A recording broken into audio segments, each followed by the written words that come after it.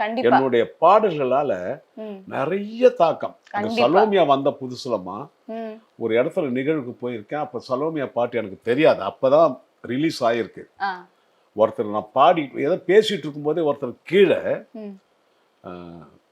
ஒரு கையில கிருஷ்ணாயில் இது ஆ. பெட்ரோலுடைய கேனை வச்சுக்கிட்டு இந்த கையில தீப்பெட்டியை காட்டுறாரு. ஐயோ! தலைவா அப்படி இருக்காரு கொஞ்சம். ஆ. அவர் பேசல, அவங்க சித்தப்பா பேசுறாரு. பேசுறாரு. தலைவா சலோமியா பாட்டு பாடலன்னா இங்கேயே பாரு, இது பெட்ரோல், இது தீப்பெட்டி, ஐயோ! காலி ஆயிடுவேன். ஆஹா. பாடுறீங்களான்னா அப்ப எனக்கு பாட்டு தெரியாது. தெரியாது.